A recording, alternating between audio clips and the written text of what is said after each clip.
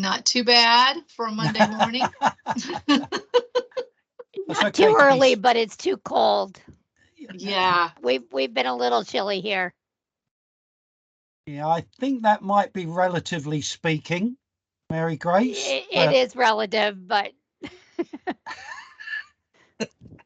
but as we know with spiritual needs, relative is okay because that's what it is to that person, right? Okay. And I think you're probably relative to the rest of your country as well, huh? So, yeah.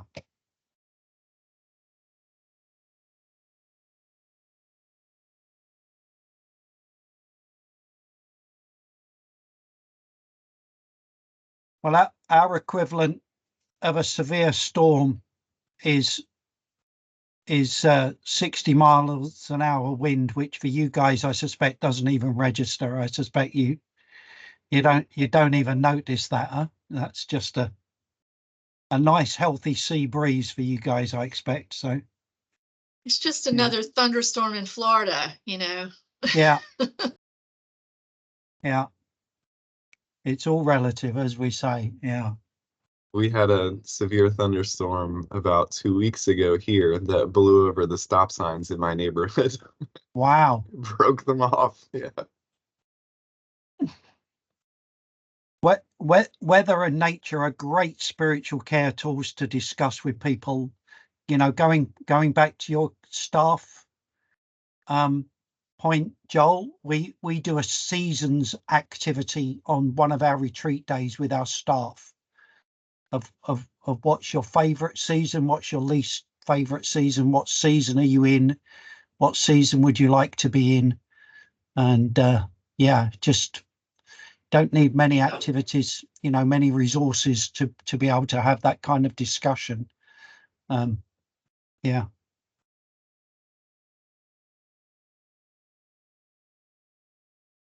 Good.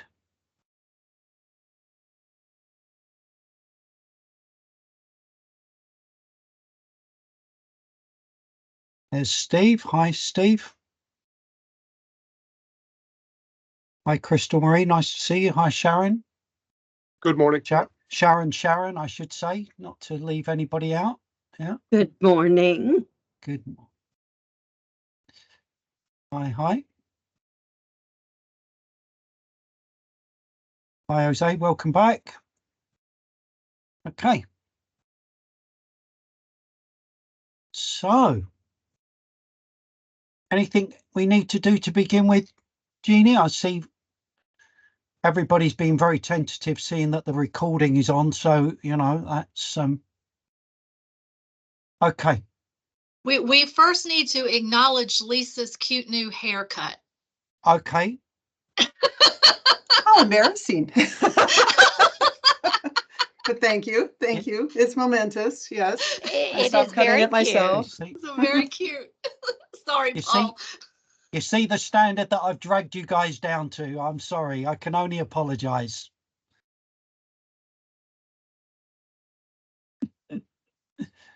Very good. Good to notice these things, huh? Good illustration in multi-sensory observation, which is essential skill for assessment, right? We're getting on with the session at 2 minutes past the hour. Very good. What did you observe? Yeah. Okay. Anything else apart from embarrassing compliments that we need to do? We can do more of those.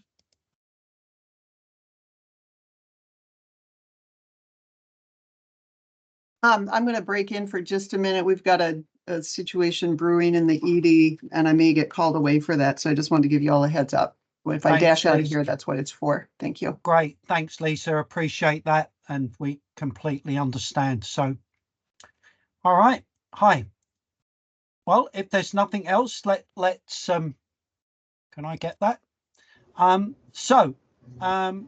just going to start things off slightly differently this week. Now we're getting into the swing of things. So I am going to share one of the activities, and you can just have a look at the questions that there are. So this is called Holy Listening Stones, and I'm just going to share this with you for us kind of doing a spiritual play activity as best we can. If I can find where it is in my screen share.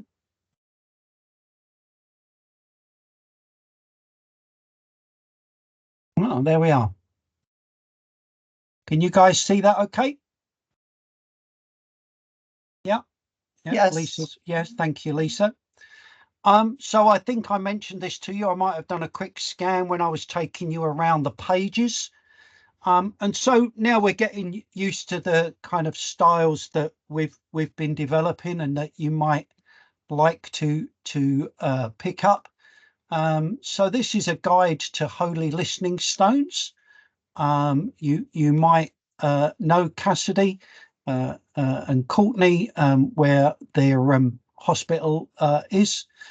And so the way in which they do this is that they cut out these pieces of paper and put them on actual stones and have them for the children to play with.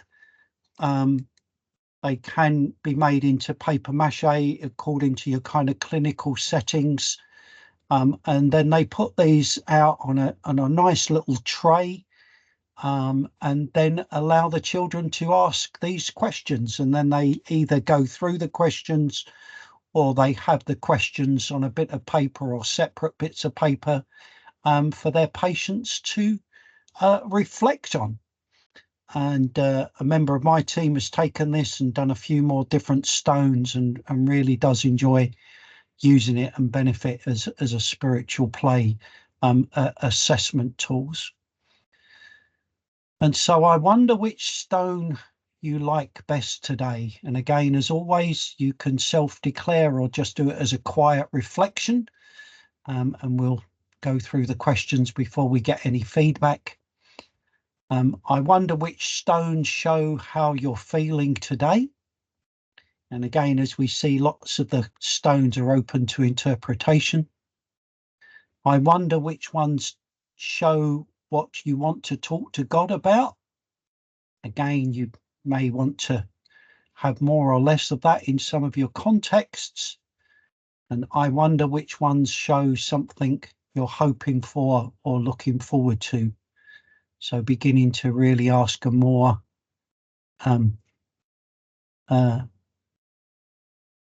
inductive spiritual question.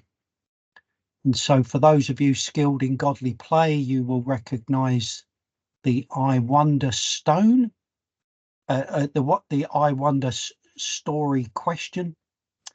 And then you can see some of those stones that Cassidy and Courtney have developed that I think are many of them suitably ambiguous and open for lots of interpretation.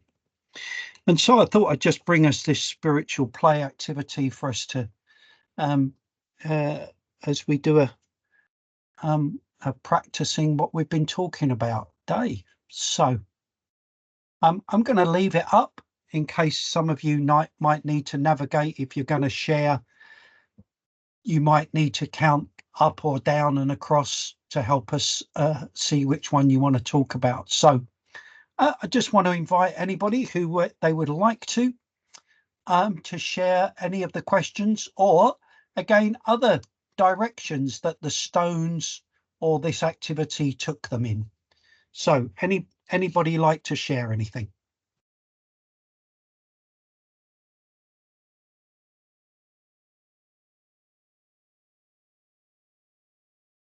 Paul, this is Steve. I'll be glad to pick a stone and talk for a moment. Thank you, Steve. Second column from the left, all the way at the bottom. Yeah. Looks sort of like a WWW kind of thing. A wavy line. Yes, thank you.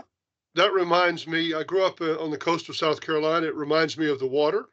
Yeah. And as I was just thinking, just kind of wandering here in my mind, how our day can be calm or it can be turbulent. It can be stormy. As a chaplain, we don't always know what's coming. No. And that's exactly parallel to a patient.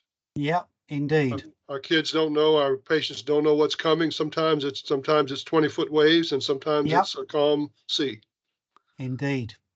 That's what I saw when I thought of that. Great. Thought of when I Thank saw you, this film. Steve. What a wonderful way to start us off. I much appreciate you going first. And that's exactly what we were talking about and illustrating how the weather is a great metaphor for us thinking about. We've done developing spiritual play activities sessions, and we sometimes just use metaphors and images, and you've wonderfully illustrated that, Steve. Thank you. Anyone else? Paul, I'd like to pick the one that has nothing on it. Yeah.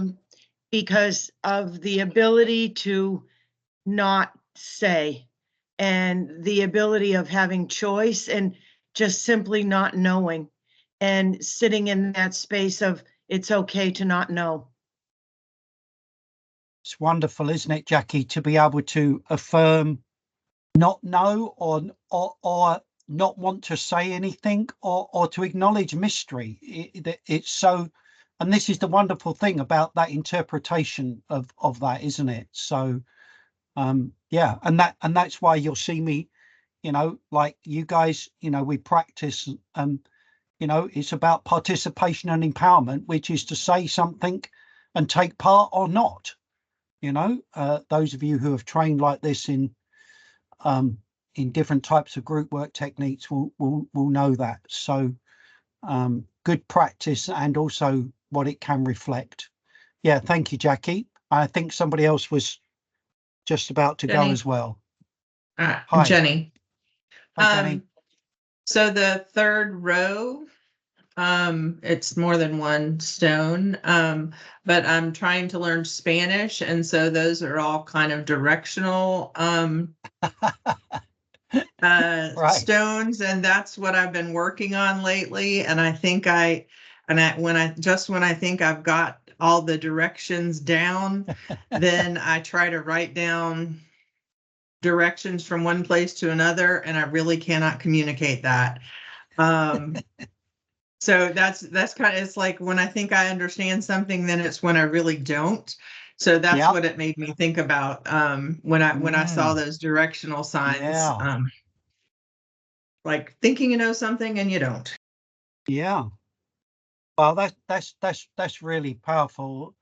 Thank you very, very, very much. I mean, just direction, purpose, many people would say, is a core spiritual need.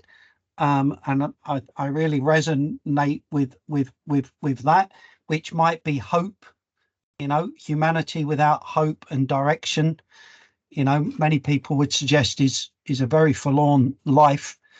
And how we know what direction we want to go in and how we might explain that to others, and the miscommunication that might happen in all of that. I think you've and again, the metaphors of I love what we do as metaphors, the idea of interpreters and translators. I think is a really, really helpful metaphor for exploring what we do. So thank you, Jackie. Bless you. Anybody else want to share?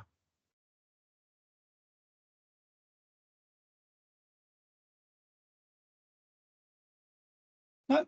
Okay. Great. Well, thank you for those of you who shared. I hope you've kind of seen one of the things that I'm really interested in developing is digital chaplaincy, and how we can make, spiritual play digital. Many people have figured that out with games.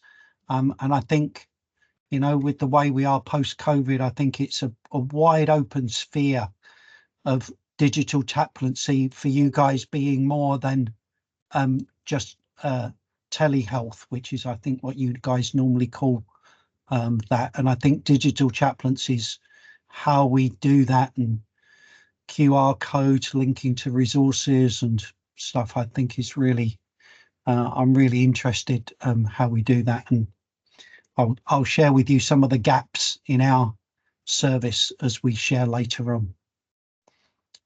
Good. Okay, right. Well, I'll go back and share and get us going and just do a little bit of an overview. Isn't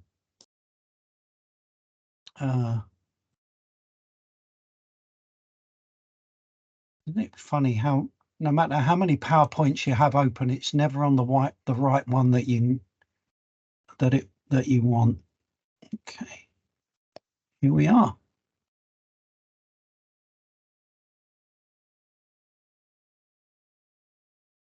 Okay, let's try and get this full screen. Very reluctant to go. Oh, there we are. Okay. Right. So, day one, your reflections so far. We did the land and skyscape, distinctives, and then the overview of the categories and models and some of the signposting. And then last week we looked at spiritual play, about interpretive spiritual encounters, specialist generalist model, inductive deductive models. I realised we didn't quite do the principles slide, so I'll try and find time to do that. I've transferred that over to today. And then we talked a little bit about values, theology, and factors, and we might want to come back and look at that. And so today, if last week was one-to-one work, this is a systemic day. So those of you who like your big picture before your small picture, and what structure this can go in, this is the structure that we use, and hopefully this is when I was asking you about pathway, which wasn't in many people's minds as a medical terminology as much as it is here in the UK. And I was explaining a pathway is something that you follow to ensure consistency of care for a patient in either their illness being assessed or interventions. And then we'll look at a bit of recording, and then we'll sweep up in any questions. And so this is kind of what we talked about: key concepts, contextual, formal, informal, activity based. Those were our overview. Then we talked about spiritual play, and then I shared this hypothesis: all spiritual needs can be categorized under either connectivity or meaning making, or what we now call moments of meaning. So just to kind of get us going for today, overview of our 3 sessions. So the models, resources, good practice, theology, anything else you would like us to cover. So I just want to, if you can just be mindful of what we've looked at.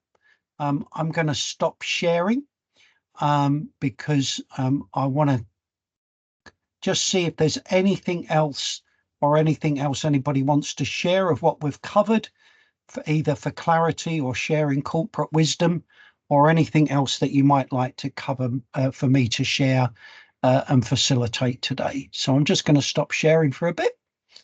So is there anything anybody wants to comment on what we've been doing?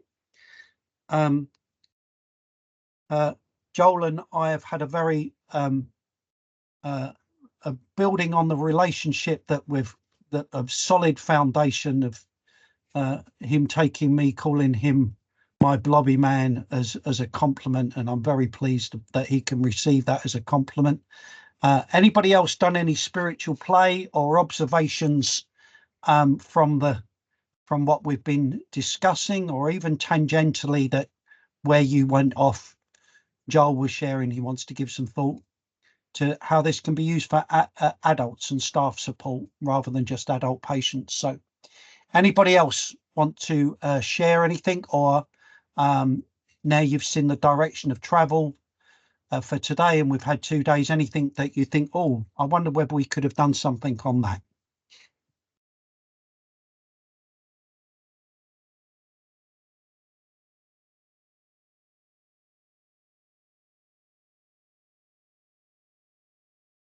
Jeannie, I'd like to think this reflects how good it is, but it might just be Monday morning, right? I mean, you know.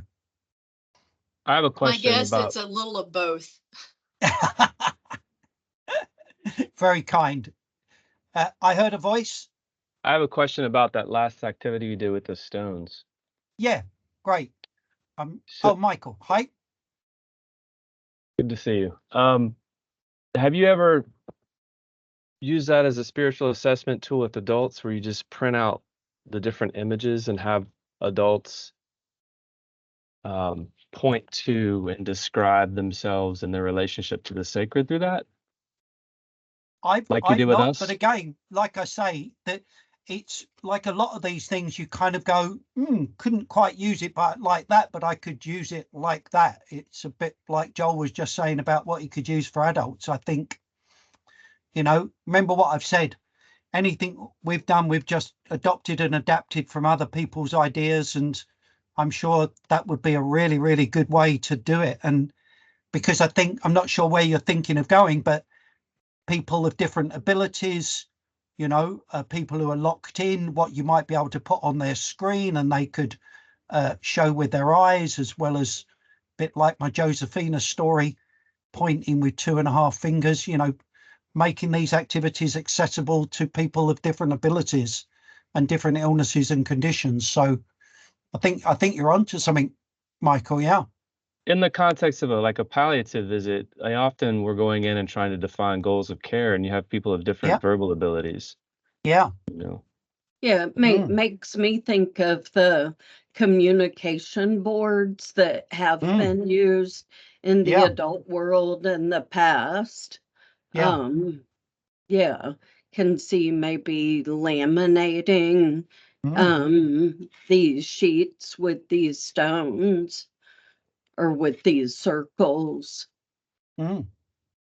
Yeah, no, I think you can, again, you know, and then you might cross it with something like the beads, you know, and do that kind of communication board when, you know, again, what Rebecca and I were saying about needing both the, you know, inductive and deductive, you know, for some of these people locked in a little bit, you know, inductive might be helpful to be really, really clear, help them to be really, really clear without interpretation, what they want and what's going on, what they don't have, and that kind of list with the beads, and having the ambiguity as alongside that. Yeah, I think it's got some real merit. Yeah. Anybody else want to share anything? We just touched on the values and theology last time as well, and principles. Anybody else want to connect with anything or anything else they might like us to cover today?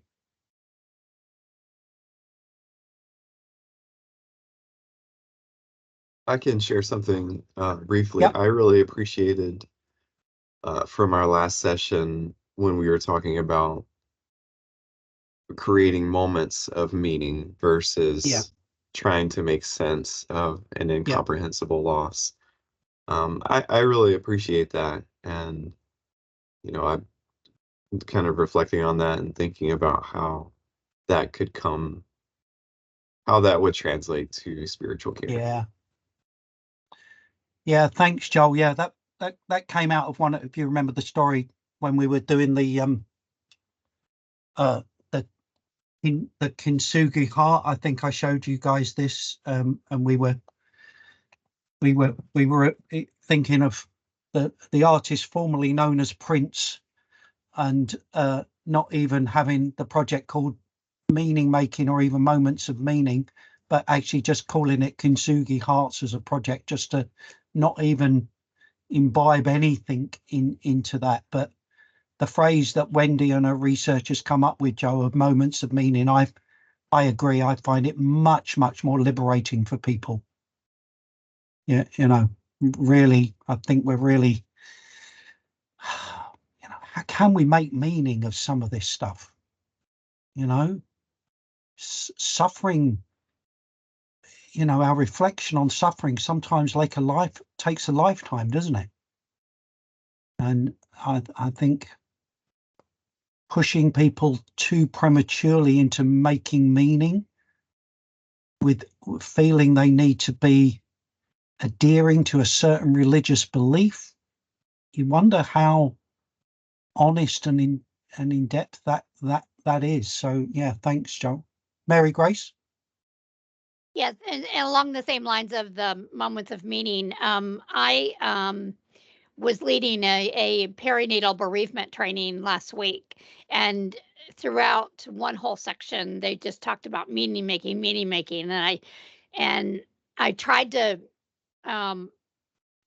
remember the language of moments of meaning rather than meaning making, because when you're dealing with perinatal bereavement,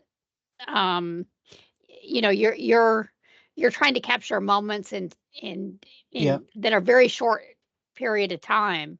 And how can you make meaning of a whole death, but you can make a meaning in the moment. Indeed. And so I kept struggling with the wording because but I did manage to slip it in a few times. Yeah, and I think I shared with you, if you're into this, Daniel Newsom in Dublin, as you know, his phrase reservoir of memories, and especially around perinatal, I think we're helping people. I don't think it's spiritual play, but it's that, for me, it's that universal spiritual need. Yeah, I think that's what we're looking to do. That's the type of assessment I think we're making. There's a few spiritual needs that are going to be universal to that, and that connectivity to that baby for however long they've carried that baby for. And again, I'm not presupposing that is a language you use, but you'll have to just excuse my language for unless you want me to invite me back to do some sessions around that. But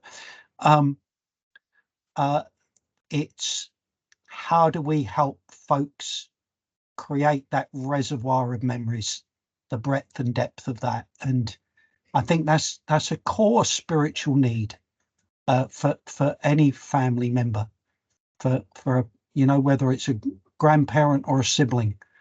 And I think these kind of activities can really help with that. And again, that spiritual assessment of not feeling we need to, you know, we're not being presumptuous, we're not being arrogant, but we're going to go from my research, from my training.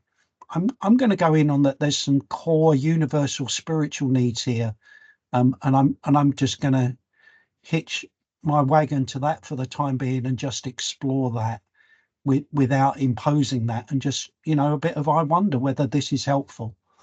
And so, yeah, I think in that kind of principle that we've talked about as well. So yeah, thank you, Mary Grace. I'm sure this is really, you know, we do a lot of activity around that. And yeah, we're going to do a new activity. We're actually doing for the first time a perinatal spiritual care Memorial Day this year, just for our miscarriage families. We've never done it just for that demographic before, and we're going to try that this summer. So I'm not being cagey with what we've got planned, because we haven't planned it yet. So but if you want to share ideas with me, and we'll keep doing some corporate wisdom, then yeah, let's do it. Okay, thank you. Any other comments or reflections or questions or suggestions? We've still got an hour and a half. We're okay. We've got plenty of time.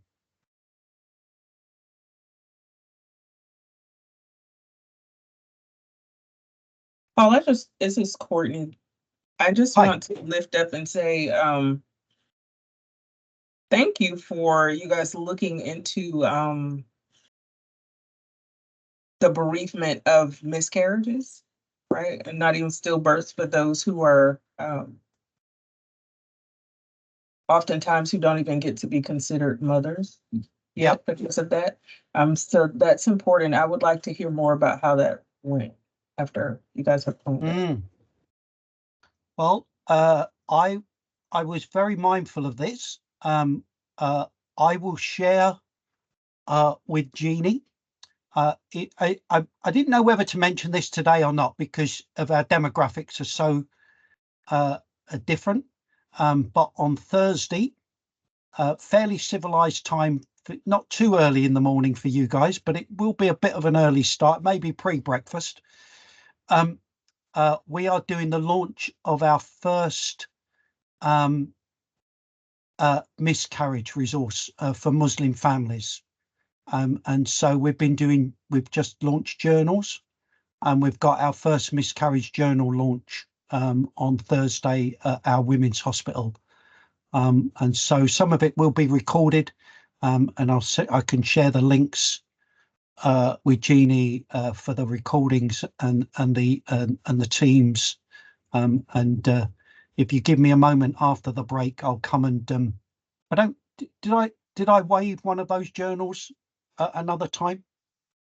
No. Okay. I'll do a bit of a wave after the break if you give me.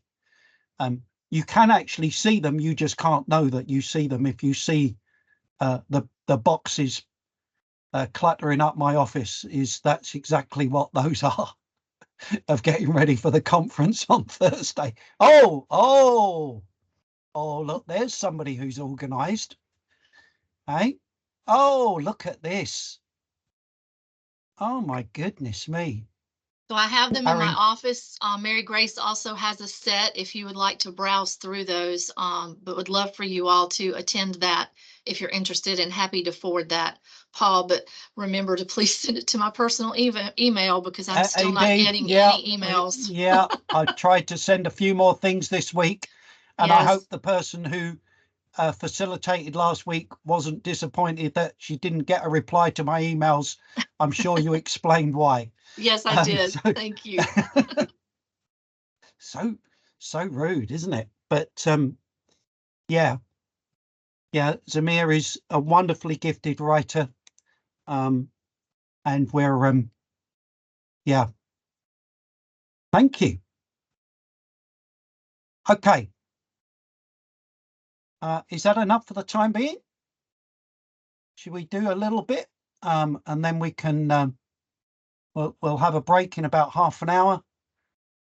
So now I appreciate this language of pathway. I've sent the pathway out to Jeannie. I was very remiss. I forgot I hadn't done it, so I didn't send it to her probably too late on Friday for you guys to see it. But you do have a copy of the pathway. We often call it standard of care. Standard of care. Thank you, Mary Grace, for helping me translate that. So thank you. And you keep yours on the sidewalk and we keep ours on the path, right? Okay, but anyway, moving on. Okay.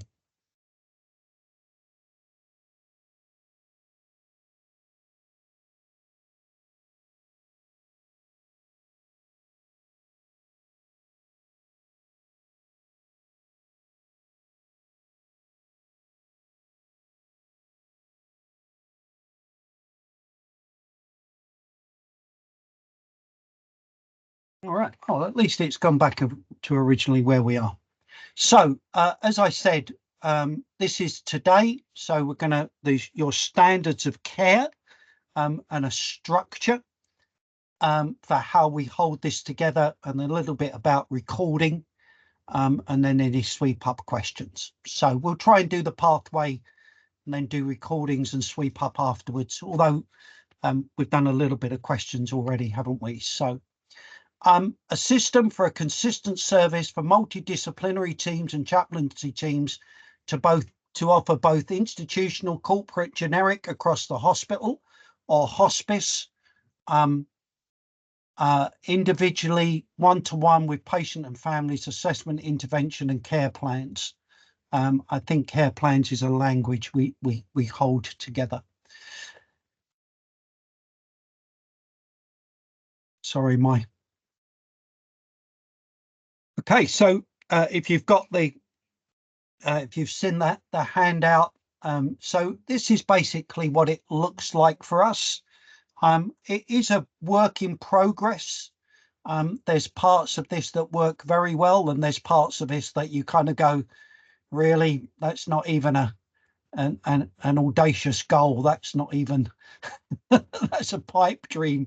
But I hope you've heard that we're being honest about what we've done and what we still struggle with. So again, just understand it, your standards of care, of kind of following it. I mean, I think I shared that, you know, having a pathway, we have one of these for all of our bereavement work of 6 points of care for every bereaved family in our hospital. And I want you to understand that that's not because we run the bereavement support. That is completely outside the bereavement support of the hospital. That is to offer religious, spiritual and or pastoral care to over 600-700 bereaved families every year across our hospitals. And so we took that bereavement care model and brought it into our spiritual care. And so that institution-wide corporate at the top, the generic individual, which you've heard me talking about. I don't know what you think of these guys out of the New York Spiritual Care Association. They were called something else beforehand. They're a little bit of a Marmite organization, but I've really enjoyed this framework of what they had in one of their white papers of generic spiritual care for multidisciplinary team members, and then the specialist spiritual care. I think is really important. I did a conference in Scotland and shared this model, and a consultant came up to me and said, that's the first time I've been called a generalist for a long time. And she took the point of, you know, again, it affirms us within our vocation and work as chaplains that when it comes to spiritual assessment, we can be and should be the specialist. And so this is, I'll be intrigued, and as I explain this model, please feel free to shout out. I know it's easier to discuss when we're online, but I think you've got to know me by now. I prefer shouting out rather than no discussion. So you'll see that I'm modeling this. As I've said, I like adopting and adapting the medical language of our hospital. So I explain this model that this is triage. And so how our team use this is that it serves as a structure in our mind. We don't have it printed out that we take with us, but as we walk into any situation or anybody that knocks on our door, or we bump into in the corridor, we do this this triage of what's going on and what we need to do. And so the foci of care, as we've been talking, is it a baby? Is it a patient? Is it a parent, a staff member, the institutional community? And what's the context of their care? What's the timing of their care? Is it just day to day? Is there an illness? Is it life-threatening? Are they going for theatre and they want a pre-op blessing? And as we've discussed already today, is it palliative, end of life, or bereavement? And again, it's not complicated because we'll know fairly quickly. You know, like Mary Grace was saying, well, she was doing a bereavement group. Well, you know, the context of the carer then is bereavement, because that's what you're talking about, and you're talking to parents. So again, it's not a complex model. You know, it becomes very, very clear. And then the type of care, and I think this is probably the more difficult to discern in the triage model. Again, as you know, I like the religious, spiritual and or pastoral care framework for a work of chaplaincy. And is it multi-faith? Is it denominational? You know, our first phone call this morning, no, it wasn't. It was our referral sheet under the door. We have some referral sheets on our office door for people who expect to find a chaplain in the office 24/7, or kind of just find us. And it was for one of the Roman Catholic members of our team to go and visit a family member. And so, you know, initially, you know, it's religious and you know what denomination that is. And so that spiritual play, the spiritual rituals, And so any given situation, you've seen there the values and virtues and standards, but always in the middle is the individual who's presenting to you, who you're having that conversation, that engagement with, that you're looking to do that. And so I just think that's, as we nuance this of what's distinctive for pediatrics, that we've got the babies, the children and the young people that are separate to the parents and the families, and the importance it is to differentiate between that as a distinctive, that we can do both. And because of the sense of injustice of what many of us are dealing with, we are doing lots of staff support on that, because there is a need for those of us of a religion, of religious bent, of a theodicy, or at least a philosophy of suffering and dying. So any questions or any comments on that, or anything else that you guys have used, something similar to this, anything you want to ask me?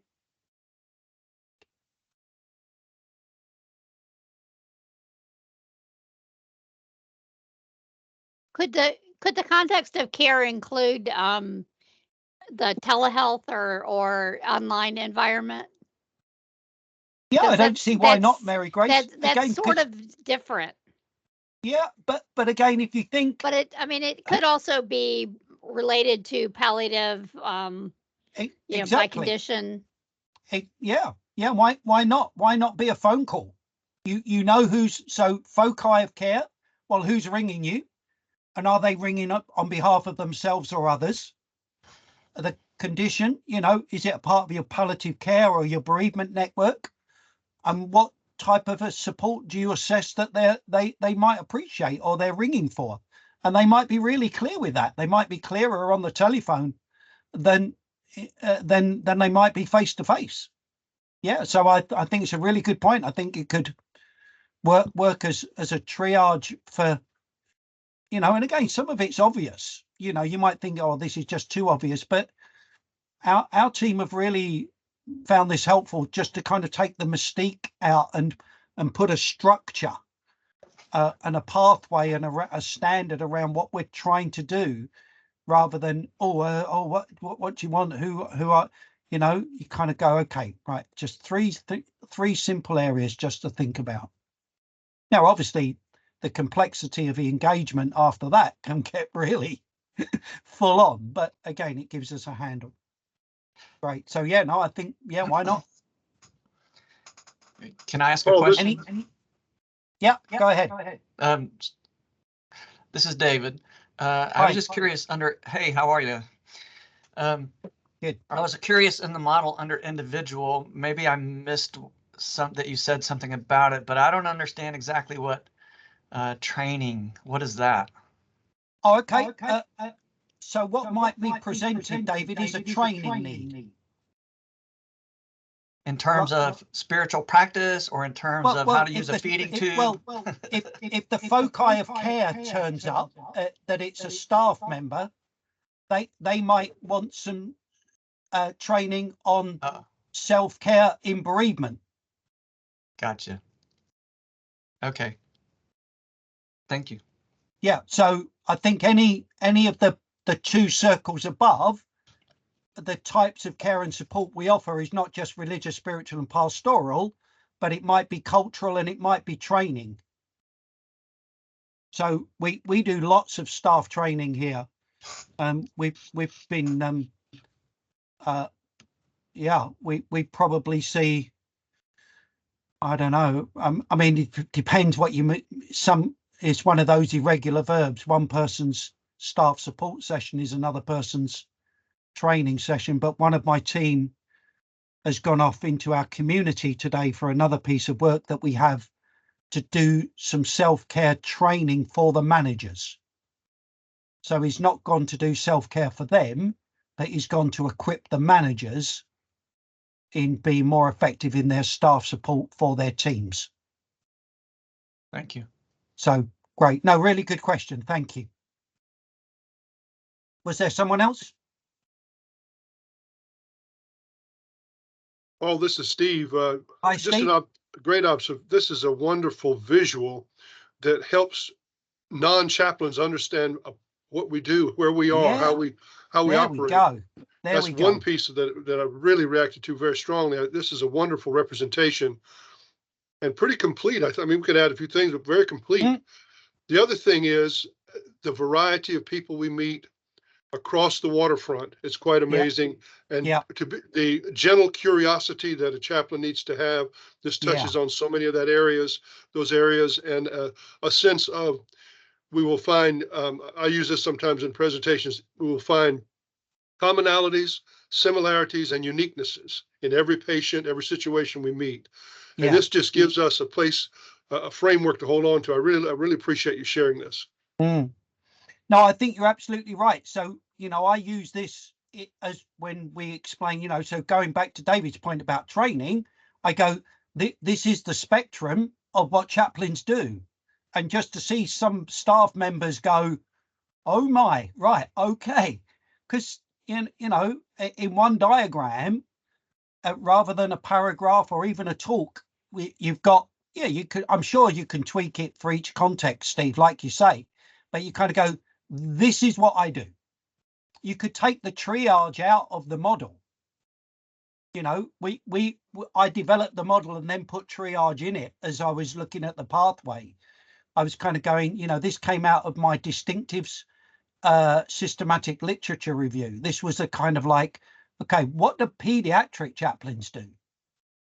And there might be a perinatal reflection on this. I've thought about it, but I developed this in peds before I got to perinatal. So, again, it might be open to reflection. And again, I'm very happy to send this as a separate handout to Jeannie to like the pathway, so you don't just need the slide. Because again, it's important to articulate the values and the virtues and the standards as well that we work to. So, but yeah, it's a nice comprehensive affirmation of the complexity of what chaplains do and the breadth and depth of what we do. Yeah. Anybody else? I am sorry if I am a little slow on the uptake this Monday morning. Okay. I think, I think I have a grasp of this model depicts sort of the breadth and depth of what we do as chaplains. I'm more struggling with the triage aspect of it, understanding how it's used in triage. I can kind of see, the context of care, some of those things being triaged.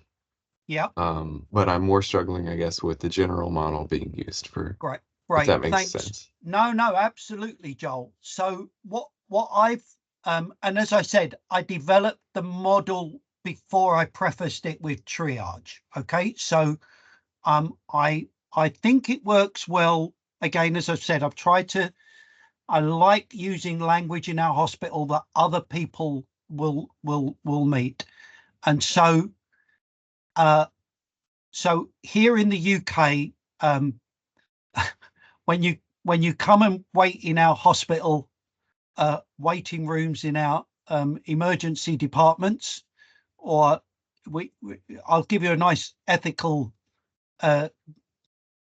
ponderer to continue. We used to call them accident and emergency departments, A&Es, and I understand you guys use the more ED language. Is that right? Yeah. Okay. And Joel, do you know the reason why the UK changed from accident and emergency? No, I don't. Okay. Is because philosophically people wanted to say, is there really anything like an accident? Oh. I mean, that's a bit deep for a Monday morning, isn't it? That's exactly what I was going to say. I mean, that's okay. Right. Anyway, I'm just letting you a bit of background there. So when we all of our ED departments are overrun here in the UK. You can come and sit for several hours before you get seen. And then the first thing that happens here in the UK is that somebody will come out probably a very experienced nurse or a young medic will come out and see the most critical very as quickly as possible and do a triage of assessment of, if they've got a serious bleed or a break, or or are they should they have just gone to their doctor, and so I've taken that model of that. So maybe a different language, Joel, would be the first immediate initial assessment of when somebody presents to you. But I like the concept of a triage because it implies you need to do something very quickly to assess what else needs to be done and how quickly you need to do something. Maybe we could use the word screening. Yeah, it could be one of your screening. Because we have a different language. You guys have much more screening and history language. So yeah, Mary Grace, that might be that. So Joel, you that might be a reasonable critique of the model of whether it translates. And yeah, it may very well more be a screening tool. I like that, Mary Grace. I think that's a reasonable helpful contribution. Thank you.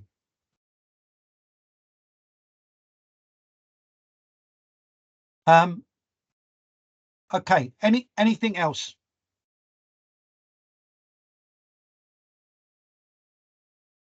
No, we're okay. We can come back. We've got time later on. So this is one part of the pathway or your standard of care. So this idea, I think I've alluded to it because you kept wanting to go there in your discussions and your questions that I can't remember. I might have even had to do it in week 1 and week 2. So there's no new model here from what we've been talking about, right? But it's using that. Do you remember the inductive? So there's the activities that don't need any interpretation. The blob tree is perhaps the blur in that, but I shared with you the elephant and the lighthouse. For you guys, you might want to use how far away is your 5,000 track? So just a bit up the coast, isn't it? Daytona. That's just a little bit up the. So you might have a 500 car rather than a Formula 1 car.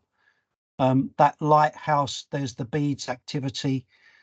And so, having these as pictures or online for the generic staff, the nurses, the care assistants, to do some of these basic activities with the children by drawing, rather than actually getting the beads and the elephant out. And then making the referral, again, they maybe, to use your guide language, that screening and history, the screening tools for the generic staff to make the referral to the specialist and the chaplaincy and spiritual care for. And this is one of the things I think is really important. And I'm sure you have this in your thinking, but we've not really talked about it. But that triage, that initial assessment, needs to be ongoing assessment and embedded in care plans.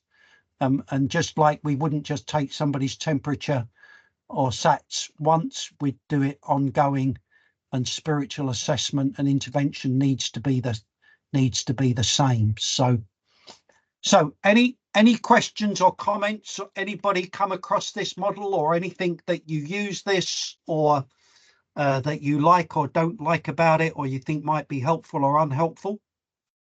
I know in the NICU environment, the nurses are really the generic folks, the generic spiritual care assessors, because they're and if there is a need and there's identified distress, then they're going to refer it to me because I can't see all 72 rooms. Exactly, Mary Grace. And I think, so this comes back to, I think it was it David who raised the point about training? So do those nurses need training as generic care staff for spiritual care? Because, you know, depends what their initial training was like, their induction with you was like. Do they even understand? Here in the UK, you know, we do so much staff training because most of our staff, it's in their job descriptions, but they don't have a Scooby of what to do. And so we're doing lots and lots of training in this, and we've developed so every couple of years we offer our spiritual care module in our postgraduate certificate for multidisciplinary staff, and cover some of this model with them. And so we have that coming up this autumn, and we'll raise a little bit of extra money in our hospital to train some multidisciplinary staff in spiritual play and in this model. So, yeah. Any other thoughts or reflections? I can say also that in the NICU, we also, our child life specialist and our music therapist are just as vital as the nurses, because they're identifying the distress as well. Indeed. And again, it's, you know, how much they feel it's their job, and they're equipped, how equipped they are to do that initial spiritual assessment. And again, I think each of our institutions and disciplines have a different perspective and history and culture of that. And we've talked about your play, your child life, and the overlap with spiritual play, and some of the work that sometimes needs to be done in our institutions to ensure that there's good relationships and understanding, that nobody's getting in anybody's way, and complementing them. Okay, thank you, Mary Grace. Anybody else? This is Lisa. I can see where this could be an ongoing, oh gosh, what's the word? I don't know, interaction between the care staff, nursing, et cetera, and spiritual care. And the reason what came to mind as you were talking and Mary Grace was talking is that we have such a turnover in nursing. We consistently get new nurses. Some that are, we have a whole group of international nurses here now that have filled the teams. And so I think a lot of them may not know. This is in conjunction with the slide that you had previously. This is the, you know, the assessment and the triage. I think a lot of them don't really know the breadth of what we do, but also don't know that when they do, and they may have been taught some basic assessment for distress. The more seasoned nurses I can see will often refer to us. But I think some of the younger nurses don't know that that's a next step that could help them as well as help the patient. Yeah, so that may be just that was just a note to self. That something that I'm going to work with nursing staff here. That's exactly the point I was trying to make out of David's comment, Lisa. That, you know, we can't assume what staff understand, and the turnover and their youthfulness and their inexperience. That's all those things that are on their side in one sense. Why would they have that history and experience? And if they're not valuing religious care because of their own beliefs, you know, we, both of our countries have a growing diversity demographic around beliefs, and you know, we can't assume that people will know that. We've got to the stage now in the UK where we're in our multi-faith training, we're training people now to look after Christians. Oh, good point. I think that also in that, it reminds me of, you know, when each of us went through our initial internship and CPE residency, there was so much information to take in. There was so much that we were learning, you know, especially in those first few weeks or months. And I suspect with a lot of the new nurses here, they're trying to put all the theory that they've learned into practice now. And there's a lot that gets pushed to the wayside. Spiritual care is probably a blip of what they learned, if they learned at all. So I think that we have a we bring a value to their education as well, and the length of their nursing career as well, by relaying that to them.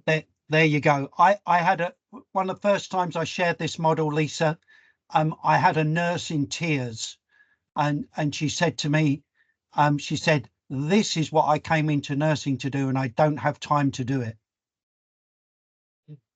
You know, I mean, how sad is that? I mean, that's really sad, indicative of how pressured nursing is in the UK, because she was about holistic care, and she wanted, and so I think you're absolutely right, which is why, you know, it's trying to find accessible ways to take the mystique out of spiritual care for these people. One of the ones, you know, I'll share another tool in a minute, but it's we around our bedside, we have signs, whiteboards for the patients to have things written on that says, what's important in my care today is, and you write on it. Well, I think that's a spiritual care question. And helping the nurses understand that as a spiritual care question builds their confidence and helps them understand that they're doing spiritual care. Why don't I put that up just before I think Sharon had her hand up, but so, you know, because we get to these conversational questions. So we'll get a comment from Sharon, okay, and then we'll have a 10-minute break. Okay, I was just going to share that I concur with what Lisa is saying. We have so many new nurses, but also in the surgical area, we got new physician's assistants, anesthesiologist assistants. They don't know. They're just like the nurses. Yep. And what I have helped them to comprehend is that we're working as a team. Yes, you're still learning, but we don't want you to stand up there and look like deer in headlights. You know, yep, when a patient's looking at you for care, comfort. Yeah. And so I'm teaching them there you go, as with their learning, and then they're looking for me if they got a patient that's falling apart. And they'll say, well, let me get the chaplain, or they'll say, well, you know, we'll work together as a team. Yeah. And it's helping them to learn, and yep, they're not as apt to fall apart when somebody said, well, they want somebody to hold their hand. It's a great metaphor, Sharon. You know, deers in the headlights. Yeah. Yes. I'm a big fan of venison, but I'm more happy for it to be killed humanely, right? I mean, you know, it's, you know, we shouldn't eat roadkill, you know, but but again, for me, that's going back to the model. That's my staff care. I'm helping them flourish. I'm helping them be more confident. I'm helping them to enjoy it, helping them to be more competent. And so a combination of this model just gives me a framework to do that. Again, that standard of care. This, you know, again, I expect you to adopt and adapt this, and you know, for your own context. But you know, it's just those of you who want the big picture and the structure to know where to place spiritual play. That does give that. So, okay, so it's just after the hour. Can we be back at 10 past? Is that okay? Yep. Okay. All right. I'll stop sharing, and we'll come back at 10 past. Okay. Thanks, folks.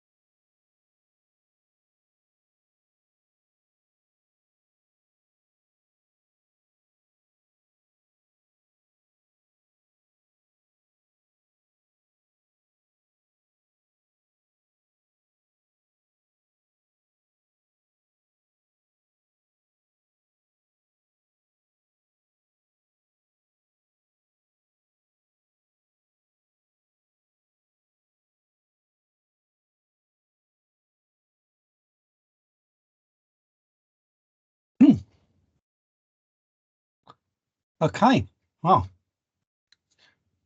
that 7 or 8 minutes went quickly.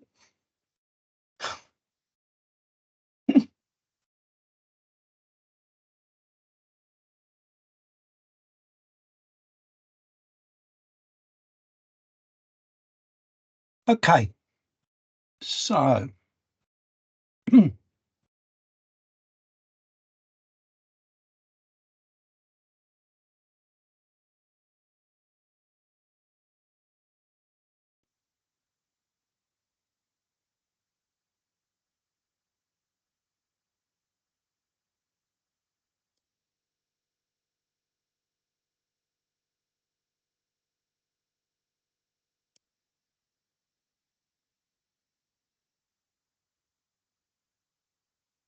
okay, so we want to the other framework with and concepts is the conversational style, which is what I call a more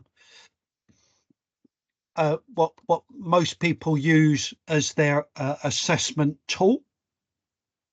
And so I want to just look at it generally as before we look at some of the models that you may already use. So the conversational question, when I do initial chaplaincy training and people kind of, I don't know what to say, I quite just like, how are things today? It kind of just takes out all the guessing, all the assumption. It doesn't imply things should be good or bad, but just what is on your mind today. Some people kind of like this question in bold is what one of the questions the NHS is using for people to self-assess their medical needs. Are things better or worse today? How and why? How are things better or worse today? How and why?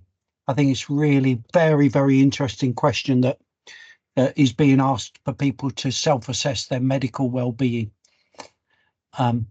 As we've discussed, what's important to you in your care today? If we think important is about, it could be about identity, about purpose, about priorities. Again, we can just, see that. One of the ways in which we did it, I can't remember whether I told you this story, but when we were talking about using those kind of boards that you were talking about, we were talking about using emojis for our patients, and they said, how about we just have an emoji board that we just turn it to the emoji we are today. So all these people who keep coming in and saying, how are you today? Stop pigging asking me and just look at my emoji and know, which I thought was just, you can't imply that coming from an adult, but from when it's a young person who's just fed up of being asked the same question maybe 20 times a day by everybody trying to be friendly and helpful, maybe it is more monotonous than we perhaps give them credit for. As you know, some of the language that we like, when you've only got that one, floor in the lift to explain what you do, we're about lifting and soothing spirits. And you might think my shirt is a bit too busy today, but it is. I've got one of my lifting spirit shirts on today about balloons and hot air balloons, and tools and others. And then the activities about active presence, that multi-sensory availability and listening, that we bring all of our multi-sensory listening to identify and look out for and listen to and sense the multi-sensory messages, communication that's coming from who's presented to us. And that active presence, that multi-sensory, so spiritual play, religious rituals and spiritual gifts, And spiritual gifts I have intentionally done as a play on words. It could be a gift that is a spiritual gift, like some of our stones, but it also might be spiritual gifts that you bring as a chaplain, that the spiritual gifts that God has given you, of kindness, of generosity, of wisdom, and might be some of those spiritual gifts.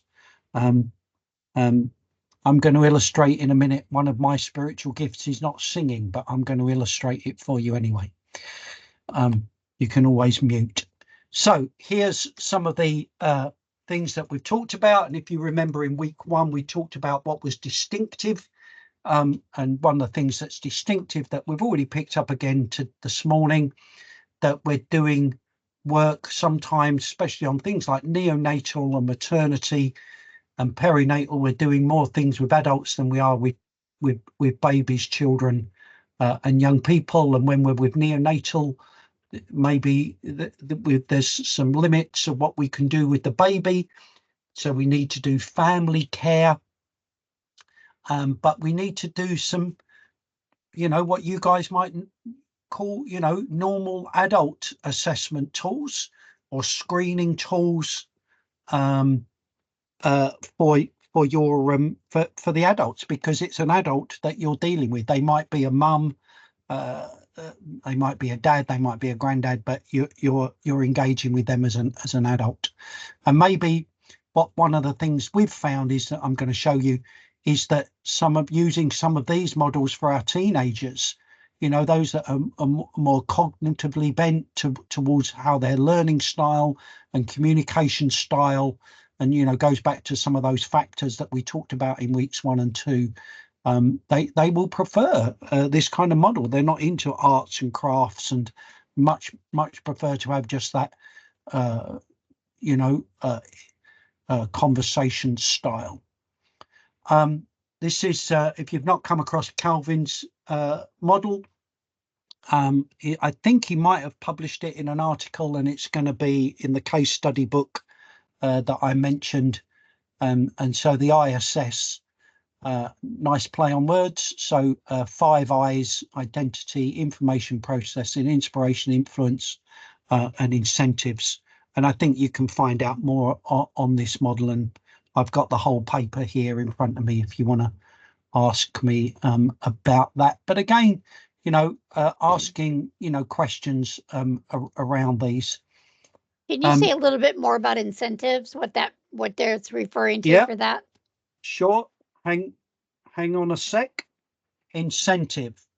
What are their goals, wishes? What do they want to gain, lose? How do they perceive their purpose? So those are Calvin's under incentives. We might feel he's put one too many eyes, maybe, Mary Grace, right? So. My mind went to bribery. Well, again, he's a pediatric chaplain, right? So I mean, with one person's distraction therapy is another person's bribery. So yeah. We're very excited about this. This was one of our youth work students that worked with us and our youth work. So you're specialist folks. And she has just started back in our hospital today as a CBT therapist. And so we're really excited. Well, it's just a lovely a coincidence of her sharing her model with you. And so out of her dissertation that she did with her undergraduate dissertation when she was on placement with us, she came up with life, love, interest, frustrations, and environment. I think it's pretty good. This is a little postcard that we did out of her dissertation findings. And I think it's not bad for a piece of undergraduate work for somebody who was on placement with us. I think it stood the test of time and the degree. I think she's really caught it. I think that's why I'm really excited to get her back as a non-chaplain to explore some of that spiritual care generalist model with her. So what makes an effective generic multidisciplinary or spiritual specialist assessment tool? So let me come back off of sharing. Any reflections on those kind of tools which you might have thought we were going to do more of when we started our 3 mornings together? Any reflections on those kind of models or tools that you've developed or used around that conversational screening assessment model for either generic or specialist for us as chaplains?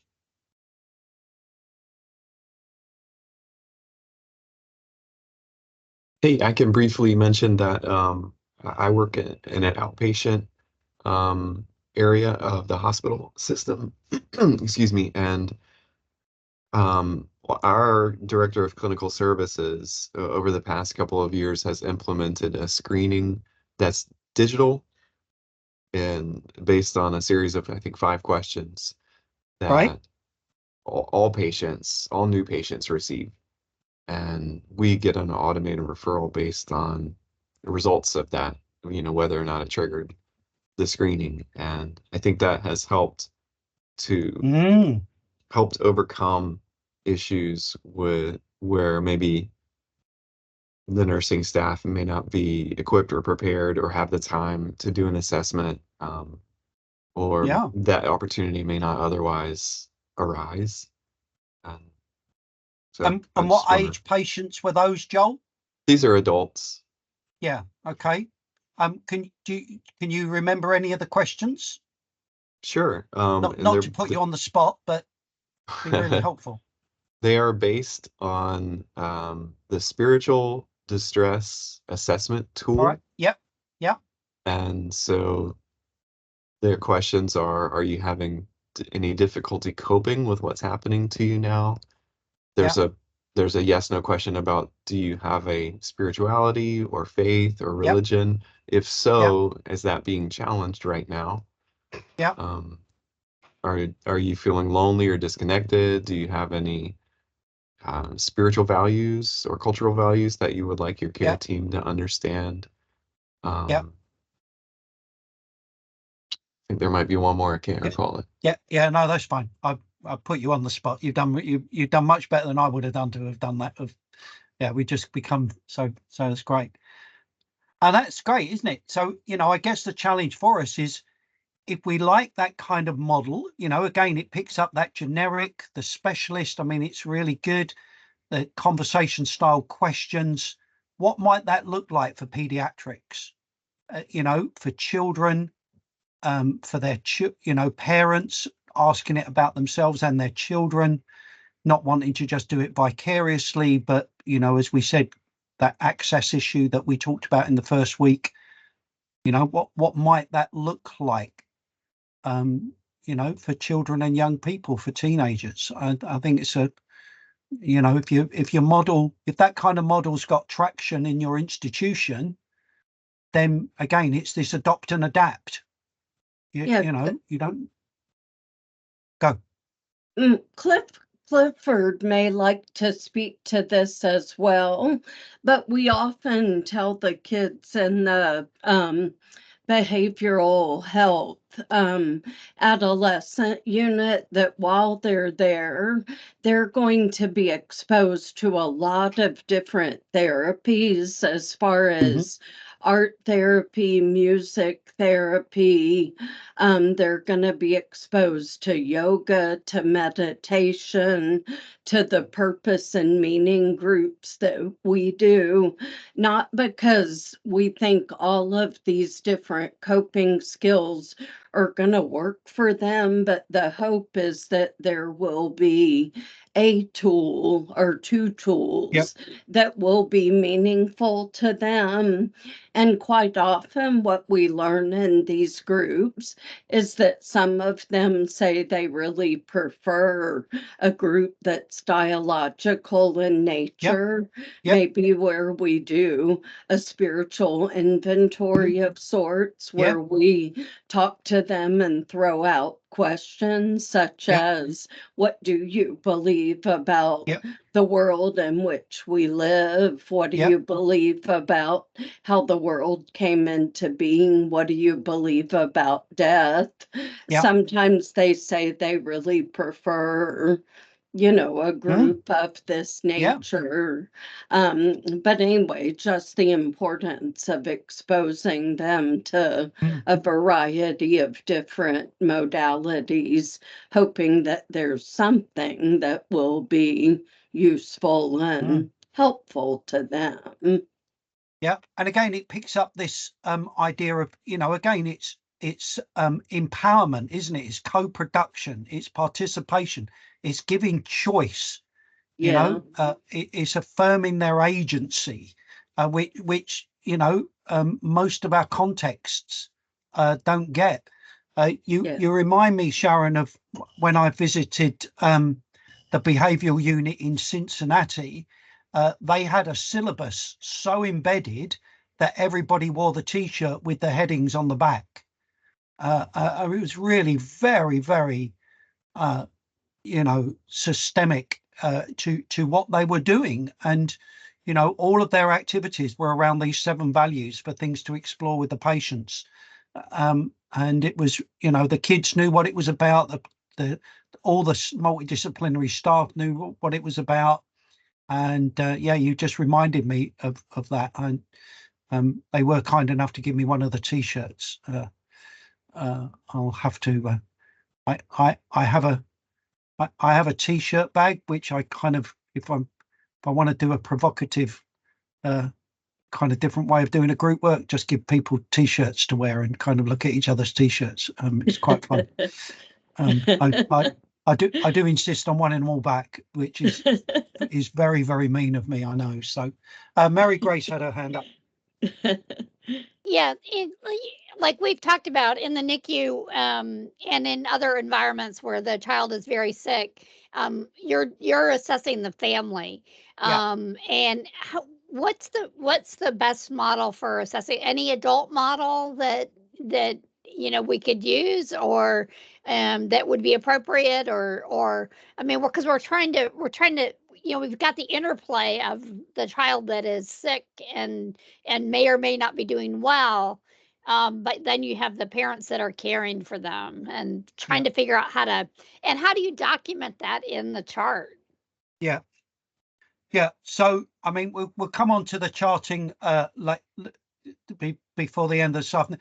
I mean, I think we will use some of these conversational models, but again, that's where we just like doing spiritual play, because again, do you remember ICE? It's an interpretive spiritual encounter. Everybody gets to engage with it however they want.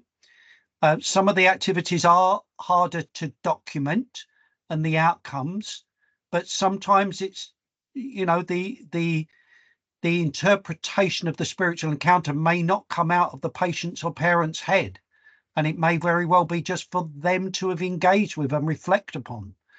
And again, it's that, you make it with them, and so doing the spiritual play with the family is just really important. And we've done things particularly with just having the siblings in mind.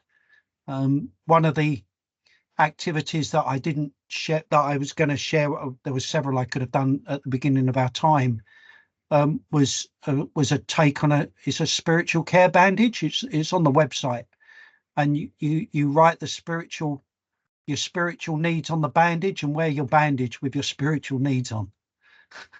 And in solidarity, you offer, and you can use I don't know what we call it, tubey grip, that you put on a finger or an arm. I don't know what you guys call that, the tube stuff. Somebody help me, put me out my misery. What do you call that? Like a cast or a splint? Yeah, but just made of cloth to cover up. Is it like a sleeve? Yeah, like an ace bandage sleeve or something? Yeah, okay, yeah, I think that's it. And so doing the sleeves as bracelets and sending them home in solidarity for their friends and family to wear, that this is what they hope for. It's a really nice idea. And again, so Mary goes, I think the documentation of this, you can only share what you feel you want to share out of confidentiality and what's what you've been given permission for and what's disclosed to you. And I think that's the difficulty of some of what we do. We have we don't have the access to patients' notes like you guys do. So we have to have our own, and we're just in the process of reframing our own. Do you guys have things like Epic and stuff? And yeah, okay. So we're hoping to adapt some Epic to record all of these different things that I'll explain in a minute through our case study. But I think that is some of the harder things, Mary Grace, of what you're talking about, of what we're doing. So Paul, regarding that, what you just said, that you don't have access to the patient chart, is it, or information? Or well, we can. But you do some charting, right? We're still in paper copy here in our hospital, and we can write in the patient's notes. Our hospital for far too long has been in transition of paper to electronic notes, and chaplaincy then having their own integrated pages into patients' notes. And we've just done that. Yeah. Well, so my follow-up question with that then is, how do you get the depth of information about a patient?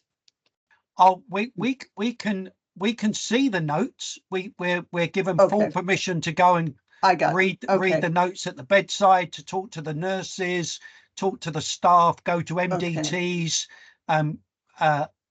We just don't have that much of a history of writing lots and lots in patients' notes. And like I say, I said to you, I'd be honest about where we're not quite stuck, but we just keep going round and round and round. Is this transition from, well, let's not train everybody to write in the paper notes. Let's wait for the electronic notes. We've got lots of, I call them people of peace. One of them self-declares as a rabid atheist, but he's a person of peace. He loves chaplaincy, and he heads up is the consultant for our IT, and he loves us a bit and tries to help us, but he's just a victim to the circumstance, and it drives us mad. We're way behind a lot of other UK hospitals, and it's just not the bit we've been able to crack. But it's systemic from a process point of view, not systemic from a you're not welcome point of view.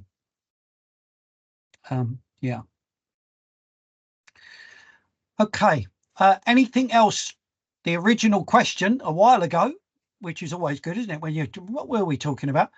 Was some of the assessment models that you guys are using with the type of conversations. Do you use HOPE? Do you use FICA? Do you use other types of models like Calvin's developed? Have you developed your own? What do you do?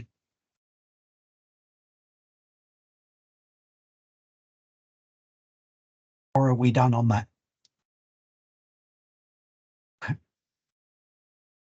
I'm going to take that silence as done, because Paul, I do want to say something here. I don't use any one particular assessment. I use probably a combination, but my most important tool is to first go in and establish rapport and make a connection. And I want to give you kudos for something, because as I mentioned a couple of weeks ago, this book was exceptionally helpful for me when I was doing pediatric care, and especially when I went through for my board certification, there was a phrase in there, and I don't know which one of you wrote that, but it was "Don't frisk the patient," and it had to do with with spiritual assessment. And I'm telling you, that has stayed on my heart ever since I read that. And that really is, for me, it just resonated because that's always how I feel. I'm coming into their sacred space. Yeah, I don't want to go in with a checklist. I want to go in with a connection. And sometimes it's not the time to make a connection, and I'll back out and come back again a different time. But you were instrumental in at least putting that to words in a really succinct phrase. So thank you. My guess would be that would not be a UKism. So my guess would be that is somebody who's written that from your side of the pond. So we'd have to go and search the book to see who it might have been. So yeah, we'd have got frisk and search more off of your TV programs. So not that we don't, not that our police don't do it, but yeah. And again, do you remember, it goes back to, this is why I want to keep coming back to values. These are our values of our assessment, which I even go as far as to say are more important than our tools.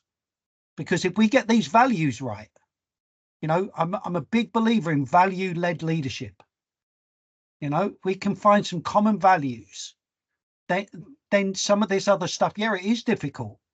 But if we can get the values right, like we've just been talking about, the dignity and the respect, the sacred ground, the phrase that I've adopted and used, it's about mutual hospitality. Yeah, we both offer hospitality to each other, don't we? We offer hospitality to the patient, but they offer us hospitality by inviting us into their space. It's got to be mutual. Yeah, it really, that honoring and respecting. And do you remember when I was talking about the theology? For me, this is the Missio Dei. I expect God to be present. God's already there. Yeah, and so that's a very Christian language, but that's some of my theology. Yeah,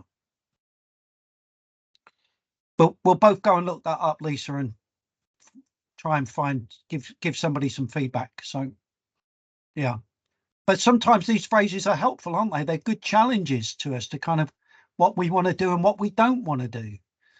And this is why you'll be fed up of me using this multi-sensory listening and multi-sensory, what we're receiving, hearing, or looking for all the signals from the patient and their room.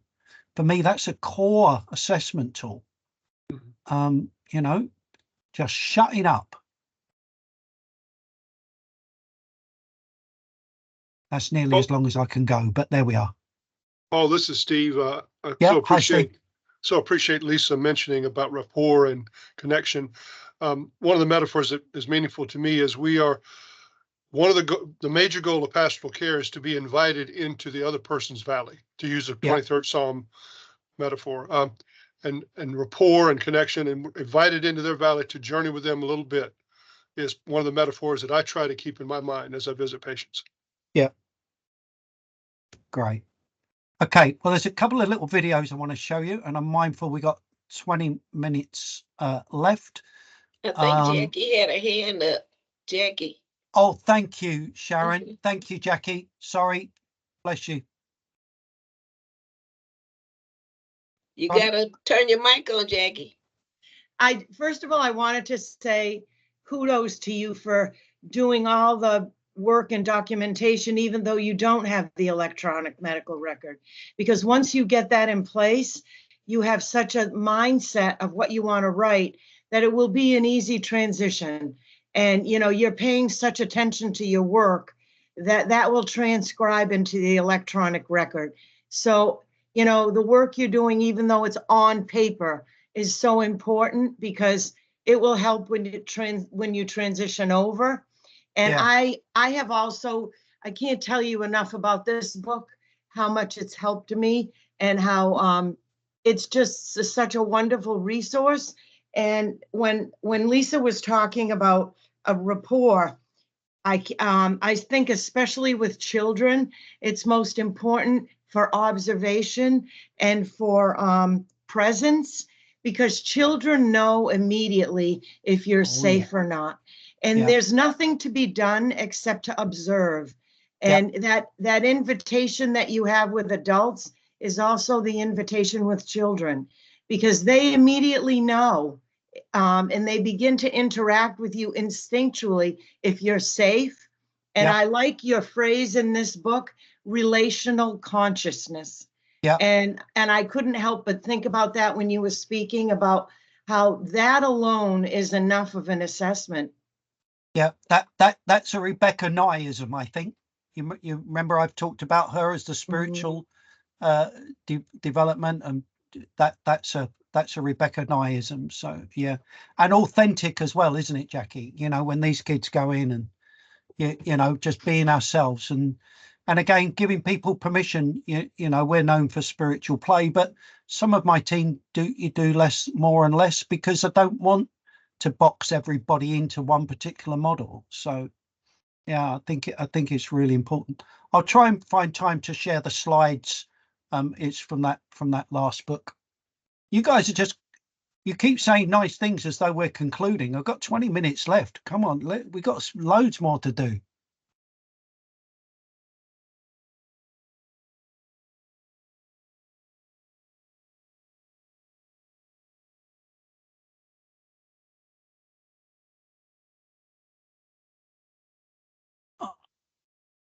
Steve, I thought you had something to share. I apologize for interrupting.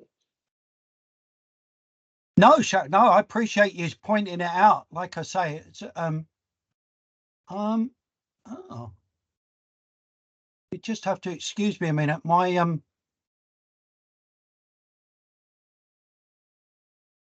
I'm just going to have to bring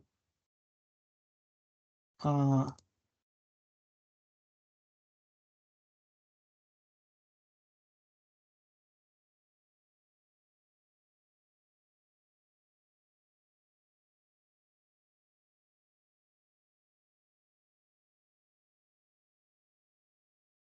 I'm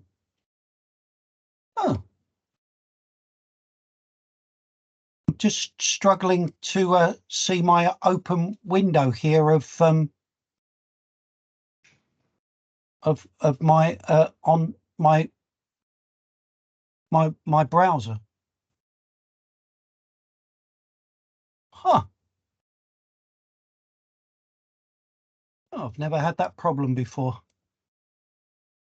What am I doing? Where am I not looking?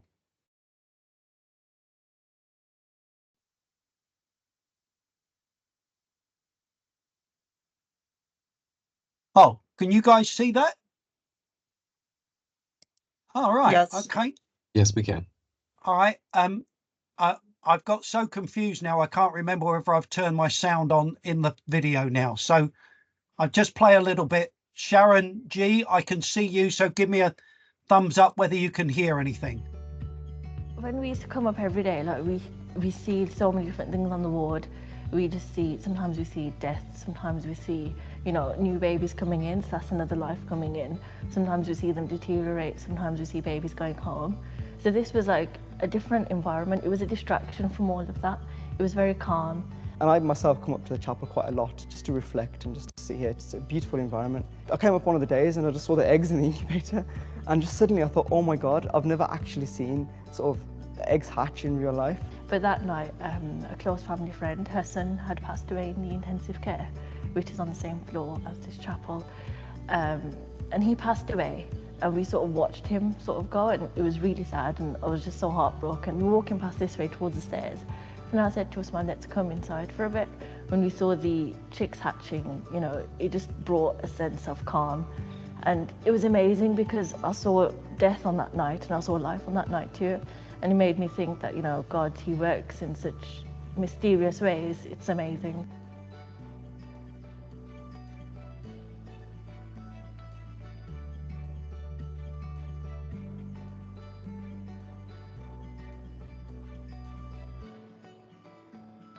Having any sort of animal is in hospital is a great source of therapy for children, just to be able to even see them or touch them or listen to them.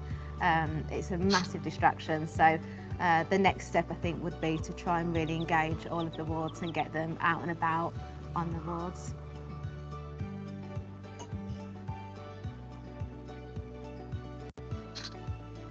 Because for her, she's been confined to hospital. She's never seen anything beyond it. And so only recently we've been taking her out for a few hours a day. She's seen trees, you know, she's seen the sky for the first time, but she's never seen a different form of life. So I felt that was very important for her, because I don't want her to just think that this world just consists of doctors, nurses. Having life, obviously that's different to human life. I think it's very, very important, both from sort of a physical point of view, from an emotional point of view, but also a spiritual point of view as well. Well, when I heard the news about the chicks, I was like, oh, chicks? I was like, I definitely want to see the chicks. The children have visited, the parents have visited, the staff have visited. It's been a brilliant idea, and everybody's really enjoyed watching the eggs hatch. It's been uplifting, and it's given some people something to smile about. It's not just a distraction, it's a way of bringing people together as well. Like, I've spoken to people who I wouldn't have imagined to speak to, you know, on a normal day, because everyone's always sort of stuck in their own wards or, you know, in their own areas. Nobody really comes together, and I think this really did bring everybody together, like even the doctors and surgeons. You know, everyone came as one to see them, and it was really nice, that sense of unity.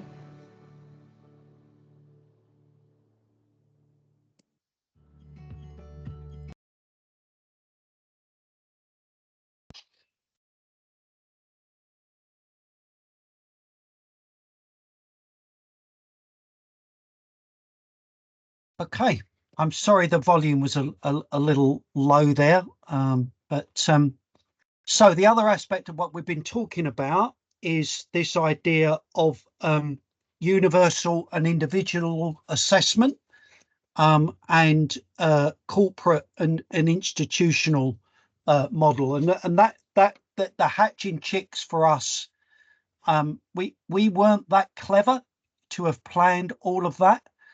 We just thought there would be something very therapeutic, and doing it for Easter would be really very, very helpful. There was some really iffy theology going on. We did it as our Multi-Faith Celebrate project, but the chicks need to dry out for 48 hours before they could be held. And so if we wanted to hold them on Easter Day, they had to hatch on Good Friday. So the first, and we do that in the back of our chapel. And the first year we did it, there I was doing this very meditative 12 o'clock Stations of the Cross, quiet meditation, being very, yeah, you know where this is going, right? And all you could hear in the background, cheep, cheep, cheep, cheep, cheep, cheep, cheep, cheep, cheep, cheep, cheep.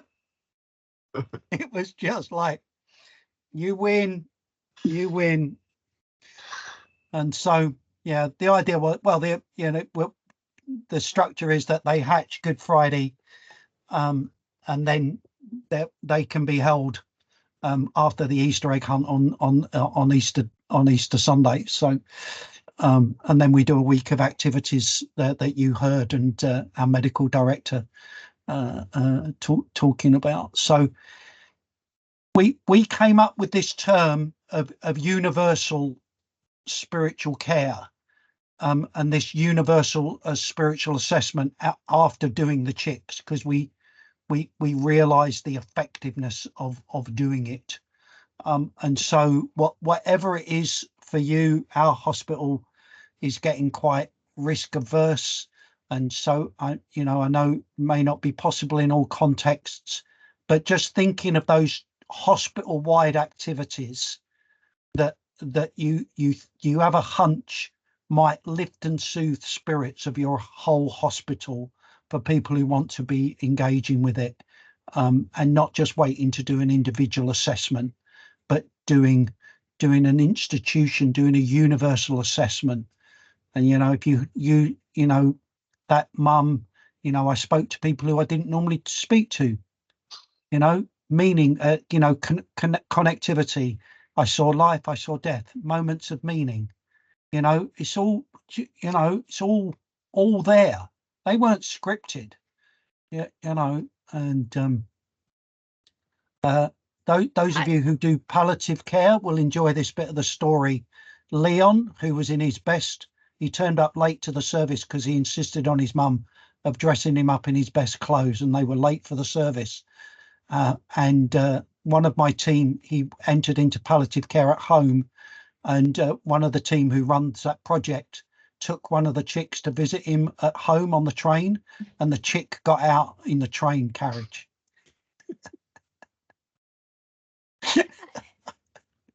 And then it became a system-wide intervention for everybody on the train. Indeed. There you go. If only we were that clever to plan it, right?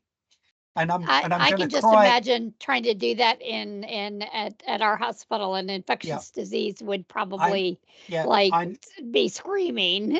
Yeah. We've stopped trying to double guess now of what they agree to. We just go and ask them now. And Leon, I'm going to cry at this part. When Ruth took it home to him, he said, now I can die. You know.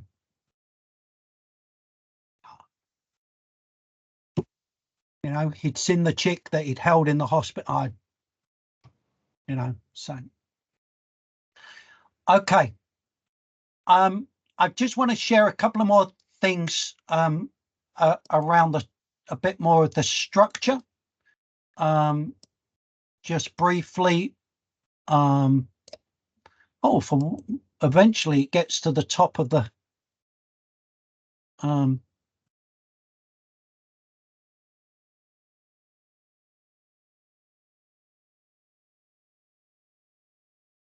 but yeah, no, it is tricky, but again, stop double guessing what people will do. So that's some of the things. So these were some of the more doing the multi-faith celebrate events. Celebrating holy is really good fun, throwing dry paint over each other. This just to show you how sometimes it doesn't always work. For Chinese New Year, we did Year of the Guinea Pig, and the petting zoo turned up with rabbits, which was really, you know, okay, that's another cunning plan not working. And again, when we had what they call the Commonwealth Games, which is quite archaic, we did our own. It's a bit like the Olympics, but just for Commonwealth countries.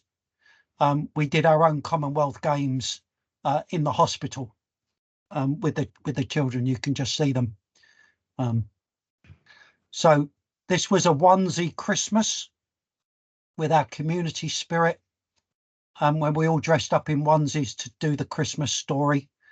And again, some of our large scale projects that I've told you a little bit about. On the bottom left is our exhibition area, and the middle at the bottom is our notice board where we present some of our activities. And so the elephant in the room would have fitted in that bottom left, as you can see the 3D blobby tree. There you go, Joel. There's your next activity. And this was our dreams of patching them all together. The children doing 2 copies. So I'm mindful of time. How do we get feedback? And we've talked about record keeping. One of the models in the UK that's had traction is called a PROM, a patient reported outcome measure. And because of pediatrics, we do FROM, so a family reported outcome measure, and doing models like this. I'd be very happy to share some of these. And I'm showing you an old model, not to keep anything from you, but you know, when we critique this with our multidisciplinary team, they said the opposite of happy is not sad. What's the opposite of happy? unhappy. And so it's really important with this language to get this right. And so we did the emojis on one side and different levels of questions for the different ages on the and then we just do this while we're doing the activities. The taxonomy, if you're interested in this, we've developed it and done a pediatric version of the taxonomy that was developed quite a long way from you. Probably there are further places than Chicago to where you guys are, but not many. And we've done a pediatric taxonomy for the chaplains to record. And one of our future research projects is to give the prom and the from to the patients and the family, and the chaplain to fill in the taxonomy, but without seeing the feedback from the prom and the from, and seeing whether we have got the same intended effects and outcomes. And this is going back to the case study. This is what we're using for our notes at the moment. We do have some electronic notes that we're piloting. As you said, when we do get access to Epic, we will be ready to go. And this is the framework in which we've used it for what with the using the taxonomy of what we think will be the outcomes, the signs of the outcomes. And this will be the framework for the new book that is coming out. And I think this, again, you know, to use something more like this for your patients' notes. Again, I know it's not always medical, but again, what was the desired outcomes that you'd hoped, and how did you know the outcomes? What was the reported outcomes? And have it as on top of the assessment and the intervention, which is what we commonly record. And again, just showing how this can work in practice of some projects. So I'm just looking at my notes because I think that's probably where I need to stop sharing, because we've not got very much time left together. So again, just a little bit more of the structure. Again, you guys, you know, you need to encourage yourselves with how developed you are of what you're doing, and how you can integrate a lot of this. So anything, you didn't give me anything extra to do today, which was very gracious of you. As we said, you've either, as Jeannie said, either Monday morning or it's just so comprehensive, or a combination of the two. So, but any further questions or comments, critiques, before we finish our 6 hours together, which seems to have gone exceptionally quickly.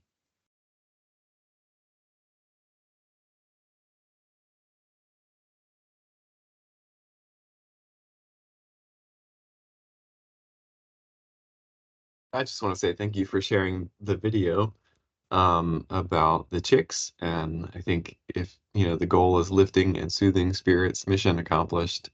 And that is such an exciting and creative intervention that applies to the whole system. Thank you for showing that and inspiring us. Yeah, all the videos are available on the website in the links that I've sent you. With that was our first year video. The second year video, we actually interviewed the lady where we get the eggs from to actually actively explore death and dying. I mean, it's pretty blunt. You go to anybody who looks after animals and is talking about life and death, they're pretty. Yeah, well, it's very, very interesting. Again, just yeah, but yeah, there's quite a few more videos like that there. Yeah. Can you show us the your Muslim materials? You said you were going to share some of your new books. Oh, well, no, Jeannie waved them. Oh, those are the ones. Okay. Yeah, they're the ones. Okay. Yeah. So the only one Jeannie doesn't have is the one that I don't have, that's not turning up till Thursday, is that we have a gift booklet, which was our first one, and they've done a miscarriage gift booklet rather than the journal, and I haven't seen that yet. And the next one that will be coming out is in Urdu. So and that's, I'm not sure that's even written, let alone out. So, but that's the direction of travel. So yeah, so no, those journals that you have somewhere shared, yeah, they're I already. didn't realize they were the same ones they were No, talking about. yeah, sorry, I perhaps should have made that clear when Jeannie was helpfully waving them about. So yeah, so for pediatrics, there's a journal, and then the one that we're launching on Thursday is for miscarriage. And we're launching. We're getting some more consultation. So if you're interested in multi-faith training, we've done something called virtual 360 rooms that we're sharing our pilot around Islamic care on Thursday as well. So yeah, so you know the 360 rooms that you go when you go to a museum, you may have them for your hospital. Yeah, we've done that for multi-faith and belief care rooms, and everything in the room comes to life as you move the 360 camera around. We're on 46 of them at the moment. Might take a while to get them all finished. Okay. Any other questions or comments? Any other insights around theology and values? The principles are in the spiritual care book. I think we've basically mentioned most of them. Yeah, you're very welcome, Jane. Thank you. Paul, this is Steve. One observation Steve. about sensitizing team members and staff to what we do and to where we're needed. I'll often talk to my nurses about if you see any kind of suffering, physical, emotional, relational, interpersonal, existential, religious, spiritual, any kind of suffering, that helps my staff to know, well, maybe the chaplain could help, and they just let me know about a person that's hurting. Sometimes it is, you know, that is just so simply profound, isn't it, Steve? Thank you for sharing, because again, you know, that's one of the challenges I've done with Lift England Soothing Spirits. We find a language that people is their normal language. People understand suffering. Yeah, existential, you can even use that post-COVID, because that was on our that was, you know, I never used it before COVID, but you know, people understand it a lot more now. It was used on our daily news program. Whether people still understand it or not in the UK, I have no idea, but anyway. But thank you. Yeah, no, I think again it's figuring out, you know that's, I don't know, putting that into you know, your standards, your pathway, Steve, as you know, as an initial assessment tool. Is that a screening tool? You know, that's, yeah, I think there's, you know, again, using the language, being brave enough to put it out there, you know, that's what I meant by all this corporate wisdom that you've already got. Yeah.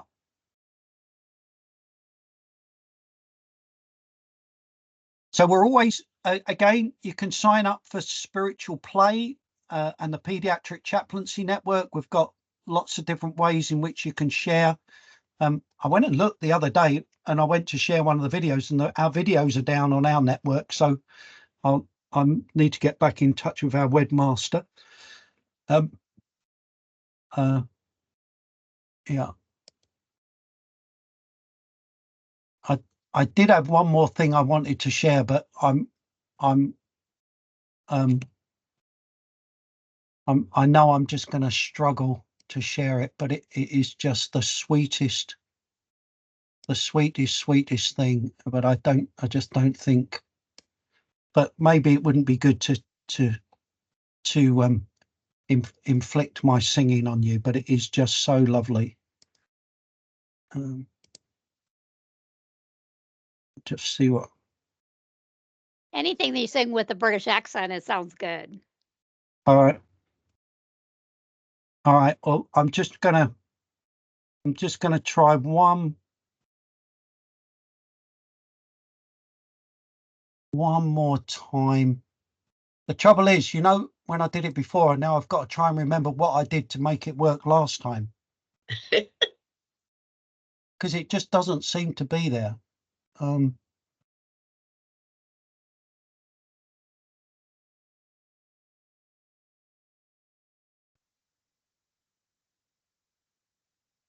Okay. Can you see that? Yeah. Okay. So, Yes. you know, I was telling you about the neonatal. So KK, who you see was a baby in our hospital needing a heart transplant. And I used to sing a blessing over her and in her here and with her mother. And this is KK, as you can see, coming back for an outpatient's post cardiac transplant, trying to sort the chaplain out.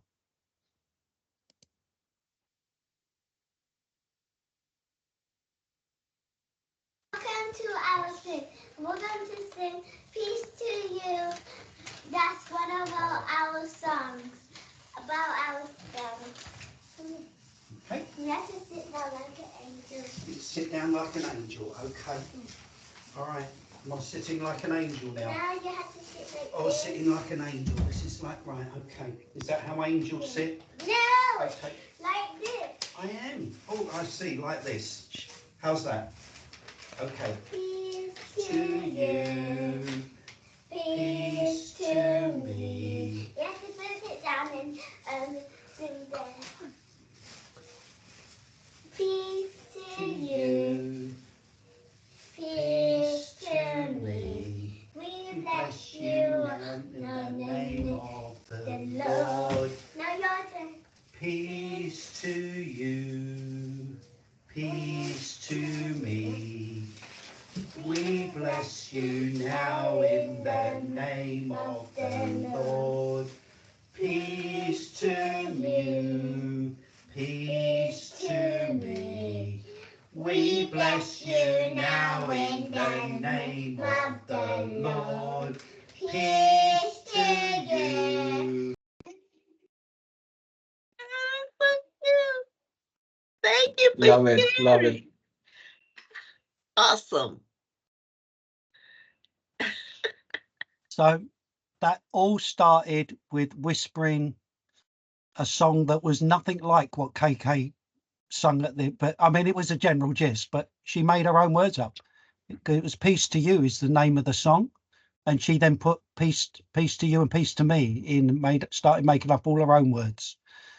And it became her song, her blessing, as a neonatal whispering, singing that spiritual lullaby in her ear while she was waiting for a heart transplant. And if there is nothing else, I don't know whether you caught, but now you know how angels sit, okay?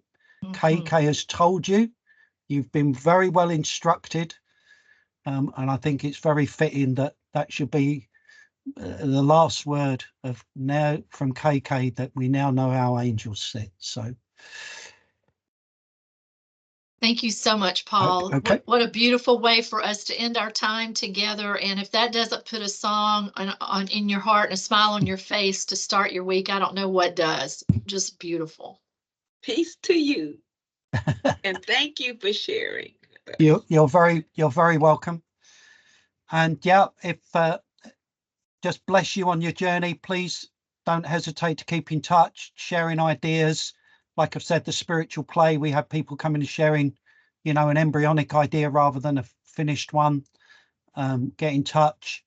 And yeah, if there's anything else that we can do and support each other with mutually, I'd love to partner together as we continue to learn together. And you can do my epic induction for me, that would be good. And yeah, so I just think if there's anything else, really so much to do in this area, or anything we could share together, I'd be really interested, especially around the whole idea of the theodicy and what Steve said around suffering is an area that really interests me, of co-producing something together. I think it's really, there's a phrase that said, if you can do theology at the bedside of a dying child, you can do theology anywhere, and it's one of my mantras. And so, yeah, just throw that out for you going forward. Okay. Thank you, Paul. Well, you're very welcome, and lovely to meet you all, and thank you all for your sharing and all your contributions and all your generosity, as always. Always a joy, and you've been very kind and affirming, and so even when you've not been sure, I appreciate it. So Joel, I'll try and find not to call you Mr. Blobby going forward. But you are my blobby man, so go get them, Joel, and appreciate that. So thanks, Paul. Okay, Paul, folks. If you can hang, do you have about 5 minutes to hang back? Sure. So we can wrap up together? Thank you. Sure. Thanks, everybody. Have a wonderful week. Bless you, folks. Yeah. Bless you. Lifting spirits. Go and need to lie down after seeing my Love shirt. it. I love it. Love it. That'll give you a migraine for the rest of the week. We just need the link on where to purchase that thing. That's what I want. Bless you. Thanks, Jackie. Bless you, Steve. Thanks, Michael. Bless you, Clifford. Bye, guys.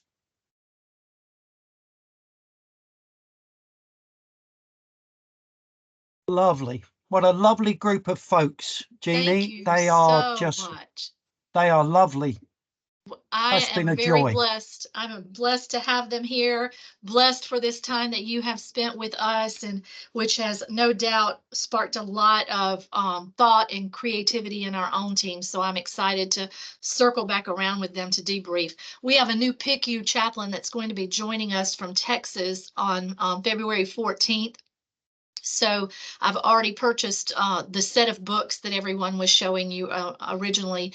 I hope that he's already familiar with your work, and but he can watch the recordings. So I appreciate you allowing us to do that, and definitely want to. Do you want to come off the recording now, perhaps? Oh yeah, that would be wonderful. We're just not sure what we might end up saying, but I'm sure it'll be fine. But let me do that real quick. Stop. There we go. Thank you. So I want to debrief